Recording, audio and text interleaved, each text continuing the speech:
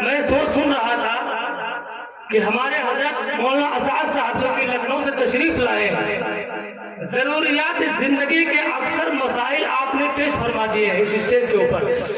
اگر آپ حضرات نے غور سے ان کے بیان کو سنا ہوگا تو میں سمجھتا ہوں کہ کوئی آپ کی پیاس باقی نہ رہی ہوگی، لیکن جنہوں نے لاپرواہی کی ہوگی بیان سننے میں، ان کی تو پیاس اور طرف باقی ہوگی۔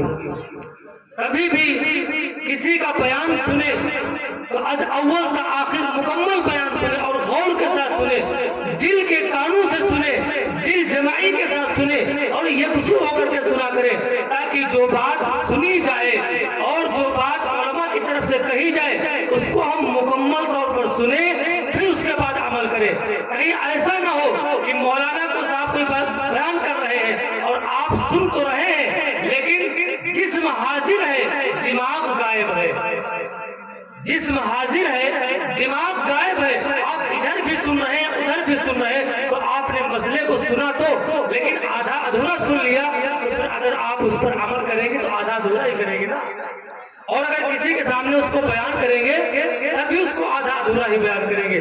اس لیے جتنی دیر سنیں مکمل طور پر اپنے دل جمعی کے ساتھ، کانوں سے اور آنکھوں سے بھی اپنے جسم سے حاضر ہو کر کے سنیں۔ اللہ کے رسول صلی اللہ علیہ وسلم نے اس حدیث کے اندر فرمایا اتق المحارم تکن اعبد الناس، بہت مختصر طور پر آپ کے سامنے پیش کر رہا ہوں۔ اتق المحارم تکن اعبد الناس، گناہوں سے بچ جاؤ تم سب سے زیادہ عبادت گزار بندے بن جاؤ۔ کیا فرمایا؟ گناہوں سے بچ جاؤ سب سے زیادہ عبادت گزار بندے بن جاؤ گے۔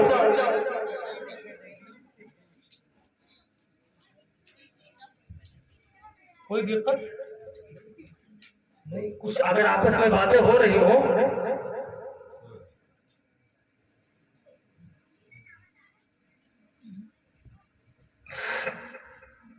اللہ کے رسول صلی اللہ علیہ وسلم نے کیا فرمایا؟ اتق المحارم تکن اعبد الناس، گناہوں سے بچ جاؤ عبادت گزار بندی بن جاؤ گے، تم سب سے بڑے عابد ہو جاؤ گے۔ گناہ ہر قسم کے گناہ ہوتے ہیں، زبان کا، آنکھ کا، دل کا، کان کا، ہاتھوں کا، پیروں کا۔ آپ سمجھ سکتے ہیں یہ کیسے ہے؟ یہ غلط کام کو ہم دیکھیں نا آنکھ سے، زبان سے غلط بولے نا، کان سے غلط چیز سنے نا، اور ہاتھوں سے غلط کام کرے نا، اور پیروں سے غلط کام کی طرف چلے نا، یہ گناہوں سے بچنا تمام اعضاء جسمانی کا ہوا۔ تو ہم تمام گناہوں سے بچ جائیں، ہم سب سے اچھے عابد بن جائیں گے۔ اللہ کے رسول صلی اللہ علیہ وسلم نے دوسرا جملہ کیا فرمایا؟ وَرْضَ بِمَا قَسَمَ اللَّهُ لَكَ تَكُنْ أَغْنَى النَّاسِ، اللہ کی رضا پہ راضی ہو جاؤ، رضا بالقضا پہ آپ خوش ہو جاؤ، آپ سب سے زیادہ غنی ہو جاؤ گے۔ غنی کا مطلب کیا ہوتا ہے؟ آپ بے نیاز ہو جاؤ گے، آپ کو کسی دوسرے کی ضرورت نہیں ہوگی، اللہ کے فیصلے پر راضی ہو جاؤ۔ جو اللہ کر رہا ہے، اللہ اپنی مرضی سے کر رہا، اللہ بہتر کر رہا، ہم کو اپنے عقلی گھوڑے دوڑانے کی ضرورت نہیں ہے۔ کسی بھی مسئلے کے اندر بہت ساری چیزیں ہیں آپ کو سمجھانے کے لیے، مسائل بیان کرنے کے لیے، مثالیں دینے کے لیے، لیکن وقت نہیں۔ تیسرا جملہ کیا فرمایا؟ وَأَحْسِنْ إِلَىٰ جَارِكَ تَكُنْ مُسْلِمًا، اپنے پڑوسی کے ساتھ حسن سلوک کا برتاؤ کرو، اچھا سلوک کرو، اچھے معاملات کے ساتھ اس کے ساتھ پیش آؤ، آپ اچھے مسلمان ہو۔ کیا فرمایا؟ پڑوسی کے ساتھ حسن سلوک کا معاملہ فرماؤ، آپ اچھے مسلمان ہو جاؤ گے۔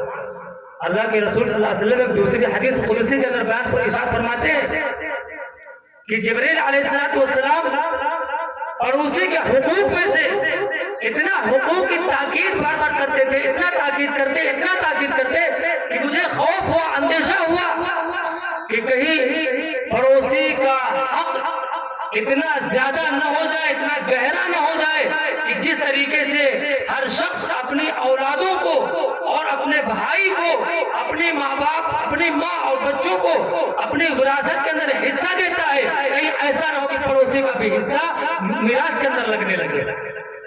پڑوسی کا وہ حق ہے، تو اس لیے پڑوسی کے ساتھ حسن سلوک کا معاملہ پیش کرو۔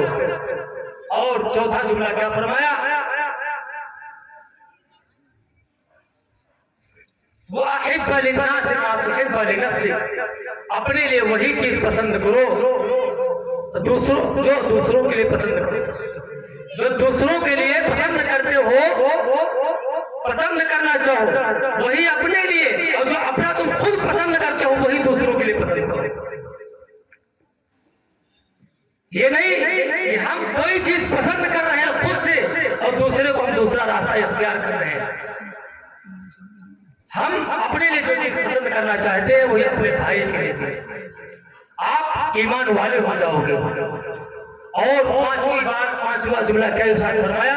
وَلَا تُكْثِرِ الضَّحِكَ فَإِنَّ كَثْرَةَ الضَّحِكَ تُمِيتُ الْقَلْبَ، کہ آپ زیادہ ہنسا مت کرو، زیادہ ہنسنا دل کو مردہ کر دیتا ہے۔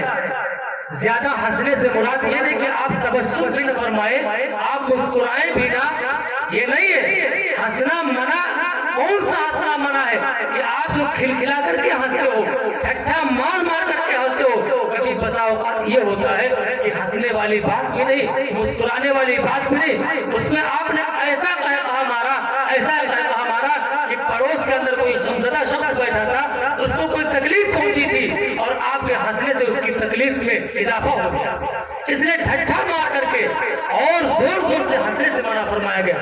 ورنہ رسول اللہ صلی اللہ علیہ وسلم تو تبسم فرمایا کرتے تھے، مسکرایا کرتے تھے۔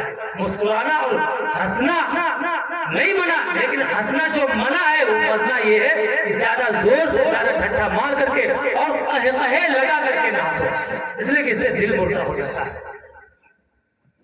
بس مختصر سے یہی 5 نصیحتیں، ان نصیحتوں کو تفصیل کے ساتھ ہمارے مولانا اسعد صاحب نے بیان فرمایا۔ آپ کے لیے عمل کے لیے بہت ساری باتیں ہو گئی، اور میں ایک بار پھر آپ تمام باشندگان بلہورہ کا اور اسٹیج کے تمام علماء کرام کا اور ناظم صاحب کا، مولانا اسعد صاحب کا، مولانا شمیف صاحب کا، اور بھی جو آس پڑوس کے مہمان آئے، میں سب کا ایک بار شکر گزار ہوں، سب کا شکریہ ادا کرتا ہوں کہ آپ لوگوں نے کافی وقت دیا۔ میری ماؤں بہنوں کا بھی میں شکر ادا کرتا ہوں کہ انہوں نے بھی کافی وقت دے کر کے تمام علماء کرام کے دینی بیانات سنے۔ اور بس سب سے آخر میں گزارش اور درخواست یہی ہے کہ آپ حضرات نے جو کچھ بھی یہاں باتیں سنی ہیں ان کو خدا کے واسطے دل کے کانوں سے سنیے گا ضرور۔ آپ نے جو کانوں سنا ان کو دل کے کانوں تک پہنچائیے گا اور دل کے اوپر ان کو اتاریے گا اور ان پر عمل کرنے کی کوشش کیجیے گا۔ انشاءاللہ ہم سب ان تمام باتوں پر جو کہی گئی ہے ان سب پر عمل کریں گے انشاءاللہ۔ اللہ تبارک و تعالی ہم سب کو عمل کی توفیق بخشے۔ دعا فرما لیں۔